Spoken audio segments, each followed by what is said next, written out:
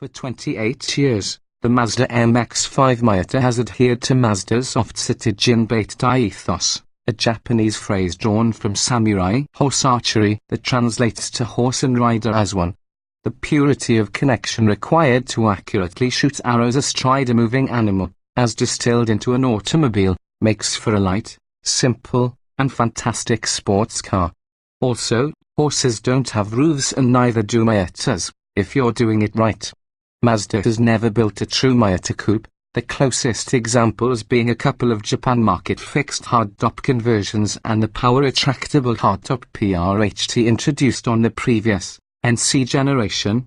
Perhaps the closest yet is the Sexpot MX-5 Miata RF we just drove, even if it really is an extension of the PRHT branch of the family tree. To put a finer point on the RF, its closest current analog just might be the far pricier Porsche 911 Targa, being a demi-convertible with a similarly functioning top mechanism.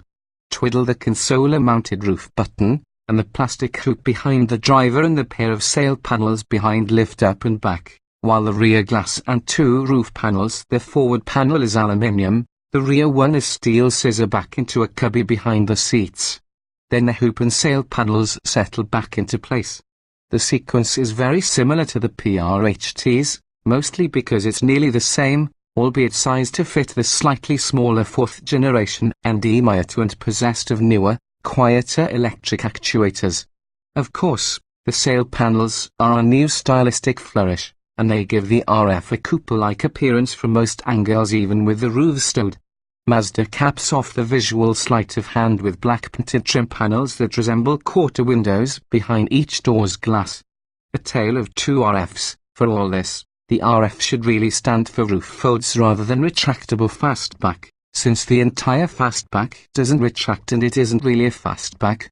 However you come down on that distinction, for many the RF will justify its $2,755 price premium over the least expensive comparable Miata soft-top for its additional year-round capabilities. The RF isn't available in the base sport trim, coming only in Sporty Club and luxury-minded Grand Touring spec, GT to GT. The difference is $2,555. The RF is notably quieter inside than the cacophonous Roadster, at least with the top raised. Thanks to a thick headliner, it reduces headroom by 0.6 inch, according to Mazda, and sound-deadening material added to the top of the transmission tunnel. Nary a squeak or rattle came from the mechanism during our drive, either. Actually lowering the RF's roof does introduce a problem, however. Whereas the RF is quieter than the Roadster with the top up, it is far more raucous in top-down mode. With the rear window and roof panel stowed, air swirls, tornado-like, into the cabin. This is tolerable at what we consider to be ideal Miata road speeds, say, less than 60 miles per hour on a winding back road, and raising the side windows keeps the windstorm isolated to the top of occupants' heads. But the RF might benefit from a spring-loaded wind deflector that pops up from the windshield or aerodynamic tweaks to the side mirrors to alleviate these drafts at higher speeds. Coupe dreams? So why make the top retract at all?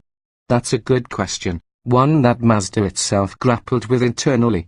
There was consternation over whether to do another PRHT or to create a proper coupe, with many among Mazda's ranks opining that a retractable top of some sort is critical to the Miata's image.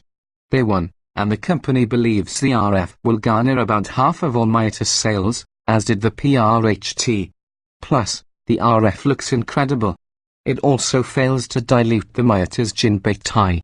The roof mechanism adds a claimed £113 to the manual transmission MX-5's wayfish curb weight. Nearly the same penalty exacted by the outgoing PRHT or any Miata with a small second passenger or a driver who ate a couple dozen lunches. The extra mass is situated mostly aft of the driver, inching the Miata's front to rear weight balance rearward and even closer to 5,050, according to Mazda. To ensure that the RF drives and handles as spryly as its soft-top counterpart, Mazda retuned the suspension to account for the roof's extra weight, calibrated the electrically assisted steering for a little more heft, drilled holes in an underbody brace to offset some of the roof's weight, and even shored up the manual transmission to reduce gear whine. This is to offset more noticeable road and driveline noise in the RF with its better insulated roof in place. Of the RF's two trim levels, the Club has a firmer suspension tune, plus a limit slip differential in manual models, while the GT spoils with heated leather seats, adaptive headlights, and automatic climate control. In either version, the miʻäːtə's 155 horsepower 2.0-litre inline four is unchanged, and the car remains quick enough. In keeping with other recent Mazdas, the RF's 4.6-inch digital driver and formation display switches to a full-color format. This change, as well as the RF steering and transmission improvements, is sure to be ported over to the regular Roadster soon. Amazingly, the RF's roof and mechanism introduced no fresh compromises to practicality versus the already compromised miʻäːtə Roadster. The shape of the trunk doesn't change, the opening is the same size, and volume that shrinks by a paltry 0.1 cubic foot owing to the relocation of the owner's manual to the trunk. The miʻäːtə thus remains capable of barely carrying two soft-sided carry-ons, and the cockpit still is tight for anyone over 6 feet tall. The Targa-like coupe does create considerable blind spots, similar to those in the Roadster with the top raised, and since it's always in place you may find yourself relying more heavily on the standard blind spot monitoring system. As a more practical, for-season-friendlier version of a sports car we love dearly, the $32,430 RF is a no-brainer, especially if you like looking at pretty things. Surely, a simpler and possibly lighter fixed-roof model would have put the miʻäːtə more directly toe-to-toe with the Subaru BRZ and Toyota 86 twins and not have the RF stop-down buffeting problem. It also wouldn't have had as much appeal, as the versatile roof gives the RF a distinction the larger and less expensive BRZ and 86 can't offer. Plus, if you're as serious about gin-bait as Mazda, you could shoot arrows astride it.